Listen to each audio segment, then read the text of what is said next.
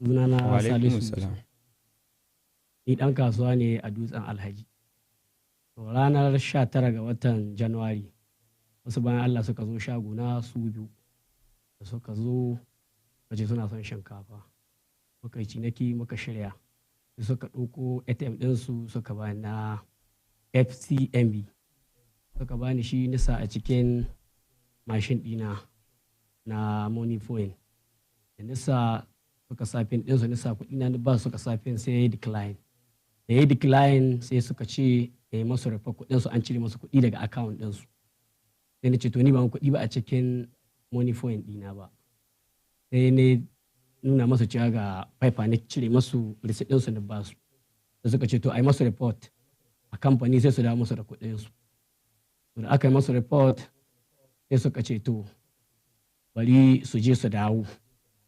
Da suka je suka dawo jin na ce masu kunga kuɗinku sun dawo suka ce kuɗinsu ba su ga su dawo ba. Na ce to kuɗi ba su account ɗin ma'aikon gani sai suka ce to za su ƙara tafiya su dawo sun kira mai gidansu. Da suka kira mai gidansu ɗin sai suka ce ya ce su ƙara jira nan wurin sai suka je suka yi zaune. Suka yi zaune jin suka ce mai gida ya ce su tahi zai kira su in kuɗin na shiga in ƙara ba su wani account wanda za su tura mashi tun da wannan ya yi decline sai ɗauki account ɗina na Zenith Bank sai ni ba su. Sai suka ce to bai turo ba amma za su je su ƙara sayayya cikin kasuwa. To da suka je suka ƙara dawa kuma bayan ƙarfe 4. Na je na dawo daga la'asar na ce masu kun ga kuɗinku sai suka ce sun ga kuɗinsu sun dawo. Amma oga ya ce da kanshi zai zo zai ƙara sayan hadda waki. Sai na ce to ƙarfe nawa ka tashi sai na ce ƙarfe 6 na ka tashi. To a lokacin an yi rashin sa'a yaro na ta gida ni kaɗai nake shago. Kuma mutane suke kusa gare ni dukansu ƙabilu ne sun je gida. Sai mai baro suke zaune wurin shi kuma mai baro hankalin shi yana wurin a sai kaya ya ɗauki kayan shi a biya shi.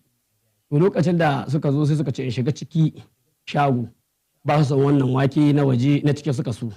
Na shiga ciki na ta cika musu da cuka ina gwada musu da suka ce to wannan kuma ba su son shi in dawon ana masa da wannan. Ashe a lokacin sun ɗauke min Money Point ɗin. Suka ɗauke Money Point sun sani na ta auna musu wake har mudu 70. To a lokacin ni ban san cewa sun ɗauke man Money Point sun tai da shi ba. Sai da na tashi na ta jiran su an ɗauko shinkafa an yi kawo waje ana ta jiran mutane ba su dawo ba har an kai 6:30 don muna kasuwa. Wani makwabci na yana can nesa gare mu sai hango mai ce lahiya baka tashi ba kasuwa ni ce gashi gashi ce a to abin nan ko akwai matsala kawai. Shi ya zo taimaka da kanshi ya samu kaya a cikin shagona. Sai na kulle na tahi ne sallah na har gida. To na je misalin karfe 7:30 sai na zo zan sai ma yara wani abu na 7,000 ta musu da shi gida. Ko na ɗauko Money Point sai na ga ai ba na wanda sai man exchange. Sai na diba na ɗauko wayata saboda ina da abu a wayata. Ko da na diba ina da miliyan 26. Cikin kuɗin su sun cire su da miliyan 1 sun cire su. Sun tura mu wani akawun miliyan 8,500. Sun tura mu wani akawun miliyan 8,150. Sun tura mu wani akawun miliyan 5,750. Sun tura mu wani akawun miliyan 1,350. Sun tura mu wani akawun 100,000. Sun tura mu wani akawun 20,000 haka suka wa kuɗin. To a lokacin da na gani bai ƙasa a goya ba a lokacin bayan na kalmar shahara ga abin da ya faru sai na wuce na je police station na FCDA Dutsen Alhaji na kai report. Na kai report na kai masu ga abin da ka tafiya a waya na a lokacin suka diba su gani suka ce to suka shi wancan Money Point din sun ka aji suka ce gobe da safe in dawo. To da safe da na zo wajen da safe sai aka ce abin da yake daidai in je kotu an shi court order sai aka kulle account din. To da safe na je kotu aka zo aka neman court order aka tutura mu bankunan sai na koma kuma police station din again. Da zo suka ce mani ya aka ni ce an yi court order wanda za a kukkulle account din nan. Sai suka ce to tunda an yi haka yanzu na Dutsen Alhaji kenan sai suka ce in ba su kuɗi naira 80,000 su bi account guda 4 sai su yi tracking su ga ina mutanen nan suke. Don ɗauki kuɗi na ba su a lokacin na ce ba da kuɗi suka ce ba su ansa transfer na ce musu transfer suka ce ba su ansa transfer sai dai in je in kama su cash gobe. To na zo na samu cash 80,000 na kai masu. Washe gari suka kira suka ce in zo suka ce gashi an yi tracking ɗinsu ga mutanen da an kai tracking. Ce okay yayi. Yanzu sai suka ce mai sai za a yi. To sai ni ga suka ce mai ya za a yi ni da na kawo korafi na daga abin da ya faru kuma sun gani. To ni abin da daga so a kama su an so man kuɗi na. To abin da ga suna ta haka sai wani ce ma a'a nan wurin na aikin nan ba zai yiwu ba, yanzu in ɗauki magana na in kai tafiya CID zai fi. Bai ƙasa goya ba, wani ya zo ya manja gaba, ana kiran shi Abdul, mun ka je fa CID. Amma na farko mun ka karanta musu ga abin da ka ta, suka ce mun kai rufa, mun ka ce mun kai rufa. Suka ce to yanzu abin da za a yi mu rubuta petition na abubuwan da aka yi.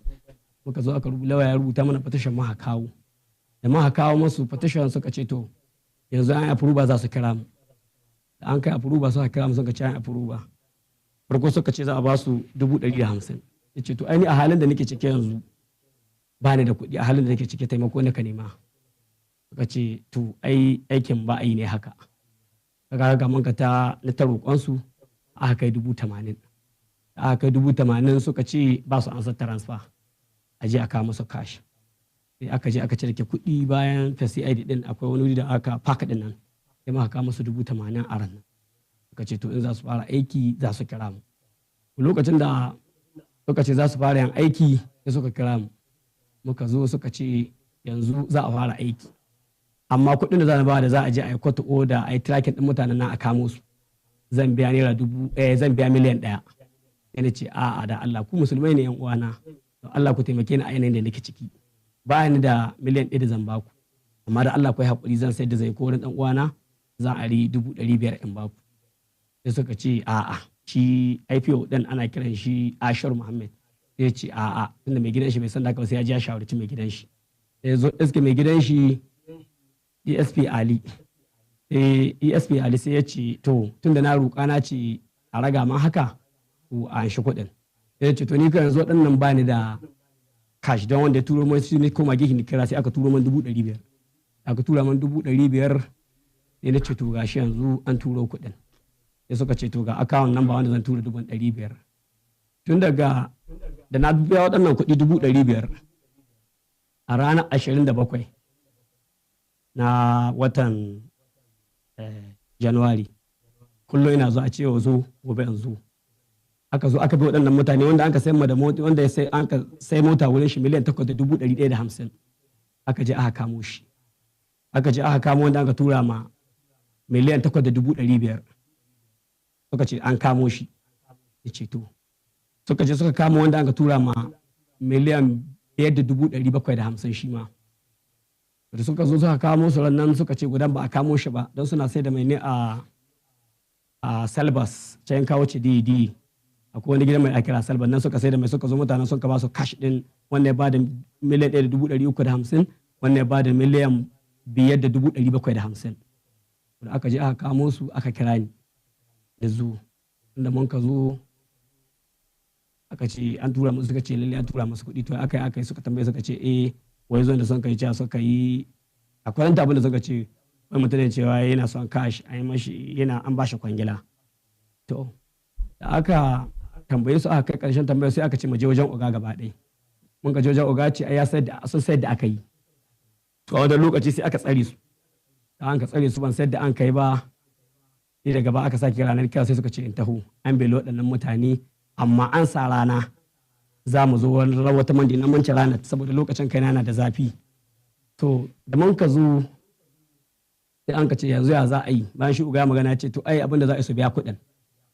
Sai shi wannan IPO din sai ya ce akwai wata hanya da za a bi, ai yanzu suna da lamba ainihin waɗannan mutane sun ka tura masu kuɗin, an samu lambar su, don haka za a ba da kuɗi yanzu, ba ni zan ba da kuɗin za a yi masu tracking yanzu a kamo waɗancan ba, su za su ba da kuɗi a yi tracking a kamo waɗannan mutane. Da an ka suka ce a ba da 200,000, sai su ka ɗauki 200,000 suka ba 'yan sanda. Sun ka ba su 200,000 suka ƙara ibin mana wata mandi again. Da mun ka zo mandi ɗin sai suka ce an yi tracking, an gane inga suke suna akwai wanda yake Nasarawa, amma guda kuma yana Maiduguri. So aka zo aka ƙara iban lokaci again, suka ce mu tahi bayan sati ka za mu dawo. Muka sake zakkuwa sai suka ce to yanzu an gane lalle inga suke suna Nasarawa, guda kuma yana Maiduguri. Don haka yanzu za a ba da kuɗi kuma again a sake wani tracking wanda za a kama su naira 400,000. Amma ba ni zan ba da naira 400,000 ba, su za su ba da, tunda su ne ka son a kamo waɗannan mutane. Tunda ni su ne sani kuma an kamo su. Sai waɗannan mutane suka yi jan kafa ba su ba da kuɗin nan da wuri ba. Har aka zo azumi ya kama, sallah ta matso. Sai aka ce to yanzu a bari sai bayan sallah. bayan sallah karama kenan da bayan sallah ta yi sai aka zo bayan sallah ne sake kiran su ne ce to ni wanga bana ta tafiya haka sannan kuɗin da ke stories kuɗin da suke cikin account akwai account da mun ka bi tare da lawaya na cikin waɗannan masu gidan mai din wanda aka tura mu 575 wanda aka tura mu 350 sai akwai guda wanda ke da account din shi akwai naira 650 guda yana da miliyan 1.600 a ciki tun a lokacin sai ni kira ɗansa da nan damu da muka zo ce to mun zo mun bi banki to banki na tare lauya na mun yawata ga abin da aka samu account guda biyu da suke da kuɗi a ciki sai ya ce to sai ni ce amma abin da nika so Allah a taimaka min waɗannan kuɗi a bani su sai in ci gaba da kasuwa ta tunda ita kwata ura ɗin ta ce duk abin da a cikin banki a daman da shi amma da aka je banki ba su dawo da kuɗin ba sai muka je da lauya sai suka ce a ƙa'ida su ba a dawo da kuɗi tunda ba su kai adadin abin da aka nema a wannan account ba abin da aka tura a cikin account din ba sai muka ce to shikenan amma in muna son kuɗin nan sai dai mu zo wajen polisawa din su ne za su ba da damar da za a je a cire kuɗin ga washe gari na hau mota na je CID ni ce ga abin da aka ce dan Allah ya taimaka mu a cire kuɗin nan shi wannan IPO din sai ya ce a'a ai ba a yin haka nan sai dai in ma kuɗin an zo da su sai dai gaba ɗaya an gama kes za a zo sai a taya a cire kuɗin kuɗi a bani kuɗi na sai ce aiko da an taimaka ma an kai haka nan da na ji daɗi sai ce a ba a yin haka na aikin sai an gama kes gaba ɗaya to da ƙarshe bayan sallah ɗin ya yi mun ka dawo sai aka ce suka ce yanzu za a ba da 400,000 wanda za a je a kamo za a ba masu tirakin su kamo su amma cikin 400,000 za su ba da 200,000 in an kai tirakin an kamo su za a cika masu 200,000 to tun daga wannan lokaci muka ta zuwa police station dan muka zo a ce mu tai gobe mu dawo mun ka je gobe a ce mu je mu dawo to shine kawai na ga karshe bayan gadda sallah babba abun ya bata amare cikin waɗanda da suke da kuɗi cikin account ɗinsu wannan mai miliyan 1.600 cikin account ɗi ne bayan mun zo an san kuɗi na cikin account ɗi ne ya kira babban ɗan sanda shi wannan ɗan sanda ya ce mashi ina ba za a cire kuɗin nan mutum da ai ga yadda kes ɗin yake sai ya ci manto ai yanzu abin da za a yi shi ma ka shiga ni gashi ya ce ai kaya kana so a cire ma a buɗe maka account a kwashe kuɗin ka don haka ba zai yiwu ba sai ce ito ya zai yi ko tun da dai abin nan kowa kun sa abin da ke ciki kuma na ci abin kuɗin na an ce ba za abin ba sai an gama kes bayan sati biyu ko da hukuma sai an ka ce kai nawa a cikin account ɗinka ya ce shi ba komai cikin account ne ce a ƙarya ce akwai kuɗi cikin account ɗinka miliyan 1.600 kuma sakon ɗinka yana da miliyan 600 cikin account ɗin shi sai ya shu sai na ce ya ce shi ba komai cikin account ɗin sai na ce akwai kuɗi cikin account ɗinka sai muka kama jaya a ciki shi sai aka ce in je kotu ai in har sun zo sun cire kuɗin nan sai an je ai bincike an gane ya aka suka cire kuɗin ƙarshe na zo kotu sai na ce mutanen sai aka ce sun zo da lauya ka'ida su tun da an ebi lango time haka ya kamata a ce su yanzu sun cire sun ba da oda cewa suna da damar da za su zakwa saboda lauya ya zo ya masu bayani sun buɗe masu account ɗinsu sai ce ok to ba dama ina da iske ɗan sandan nan washe gari ya ce ga abin da aka ce a ka'ida yadda aka yi sun ce sun kalli ɗin da za su zakwa su cire masu oda ɗina a account ɗinsu sai ɗan sanda ce to in haka nan ne za a ɗauki mataki wanda za su dawo da kuɗi a yadda aka cin kuɗin za a gani da sauran shi to haka aka yi bayan sallah ta yi na ga in na kira sai ce man su ba aikin su ba haka yake ba ya zan kowa ina kiran su sai dai a hau mota daga dutsen alhaji zo fa CID in koma kuma in zo lokaci da na shiga zai ce mana ana aiki in tahi to shine na ga cewa abun na yi bakin kokari na abun bai wani ce zan kawo magana gidan nan mai albarka da insha Allah za a share man kuka na da bi iznillahi ta'ala to dalilin da yasa ne zo kenan da kawo korafi. Da farko dai ka yi haƙuri da faruwan wannan lamari amma fa cuta an cuce ka kuma ka ma yi ƙarfin zuciya kuma ka ɗauki jarabawa Allah ya sa ka iya ci amma kuma hakan ba zai hana a yi ƙoƙari wurin ƙwato maka haƙoƙinka ba kuma kafin mu ce wani abu ko ba kai da kake sana'a ba ma wanda kake amfani da POS sauran al'umma wanda suke amfani da POS ya hankali da masu canza ma mutane POS irin wannan saboda kai ne ma aka samu yanzu wanda yake sana'a aka yi ma haka akwai wanda su masu aikin POS ɗin ne ake ɗaukan wata POS machine ɗin irin nasu sai sun tabbatar da irin wacce kake amfani da ita sai su je da ita idan aka sa katin ka kace a cire kaza in aka tashi miƙowa sai a cire katin sai a sa a wata a sa password ɗin sai a miƙo maka kai ba za ka tashi sanin cewa an canza maka mashin ba sai mutanen sun tafi. Wannan yaudaran yanzu tana nan tana yawo, sai an kula. Masu amfani da POS kula. Wannan abin yana nan ana yin shi a gari. Kuma Allah zai ba mu sa'a duk sai an ga babu su wata na masu yin wannan damfaren insha Allah. Kun gani irin maganin da muka yi kenan. Mutum yana sana'ar shi ka zo ka nakasa shi. Kuɗaɗenka duka da aka cire, jimilla ka ce nawa, miliyan nawa? Miliyan 26 ne a cikin account ɗin. Miliyan 26 amma daga baya da muka zo muka da ni lokacin da na gani da sai na kira agent ina na ce ga abin da ka tahiya, sai ya kulle account ɗin. To daga nan washe gari sai muka sake riba, sai muka ga cewa abin da suka cire shi da muka je kotu wurin kotu da sai muka sun cire miliyan 23,900 shi suka cire.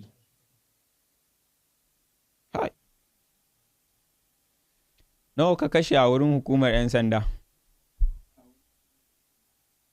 A wurin hukumar 'yan sanda a Dutse Alhaji Division na kashe 80,000. Na kashe 80,000. Can na kashe 580. Ya zama naira 660. Kuma ko sisi ba a dawo ma da shi ba duk wa'innan abubuwan. Daga cikin waɗannan yara na gidan mai ɗin Salbas akwai wanda ya ce shi da an ka tura mai kuɗin bai yadda ba, sai ya ce ba zai ba su kuɗin ba, sorry ban faɗi wancan ba, sai ya ce shi ba zai yadda da wannan ba.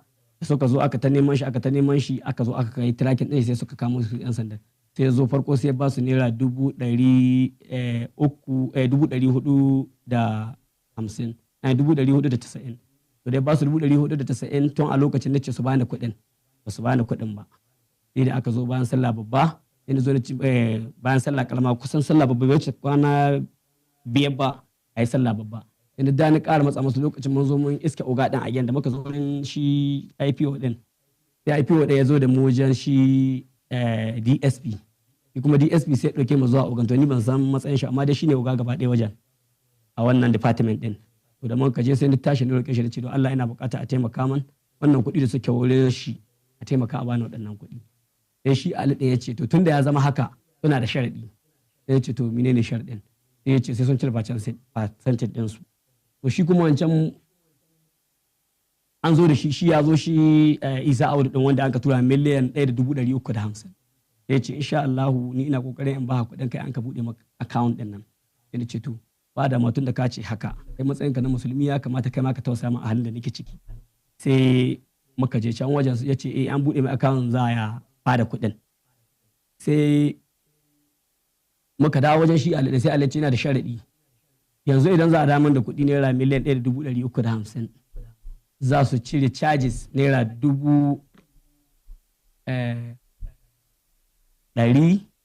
139 a cikin waɗannan kuɗi. Ko kuma a lokacin kuɗin da annan wurin su naira 490. Sai ni ce to kai kai alƙawari za ka bani waɗannan kuɗi? Ya ce amma ba zai ban complete ba. Abin da zai badawa zai tura 600 zai tura. Da ya zo bai tura 600 ɗin ba sai na je kotu mai kwana na biyu ina wahala kan wannan abu. Sannan an ka samu an ka tura man takardar cewa an buɗe mashi account ɗin shi. Sai na zo na tura mashi ya ce to mu haɗu banki ya tura man kuɗi. Ya ce a'a shi daga maraba ya ka zakwa kuma ta shi ba ta da lahiya. Dan Allah in yi hankuri dai ta yi kokari a buɗe mashi account ɗin shi. To ni ta yi kwana na biyu ina wannan wahala. Sannan na samu an ka bani faifacewa an buɗe sai na tura mai a WhatsApp. To da ya je banki shi ma ka san halin ɗan Najeriya. Da ya zo sai tura 550. Kaga in an ka haɗa da waɗancan kuɗi 560. Kaga ya zama miliyan 1,150,000 kenan. To cikin miliyan 1,150,000 ɗin su kuma 'yan sanda sun ka an shi naira 190 suka cire. Tun kamin ma tura man kuɗin. Waɗannan kuɗin da wurinsa suka suka cire nasu. Ni da wani ce masu to ai mutum nan ga bai tura man kuɗin gaba ina ta kokari na koma na ta kiran shirin nan an kai cikin rashin sa'a bai ɗauka waya shi mata shi abatar lahi hankali na ƙara tashi. So sai ni ce mishi da Allah taimaka man Malam Ali. Saboda kaga ga mutanen da suka zo wa'innan mutanen da suka zo shagon ka asali wanda suka canza maka wannan POS machine din. In ka gansu za ka iya gane su. Inda gasu tabbas na iya gane su. Wa'inda suka tuttura ma kuɗaɗe, wa'inda aka samu aka yi tracking aka kamo su. Da aka kamo su daga guri-guri nan Abuja, ina aka zo aka aje su? A FCID. SCID. Wane ne IPO ɗin kes ɗin? Sunan shi Ashur Muhammad. Kana da nambar wayar shi? Ina nambar wayar shi. Za mu kira shi. Bayan shirin nan za mu kira shi. Amma minti 10 da ya rage mana a wannan shirin za mu yi amfani da shi mu buɗe layin waya. Saboda duniya ta shigo. Lambar da za a kira mu kai tsaye a cikin shirin ita ce 090 1 0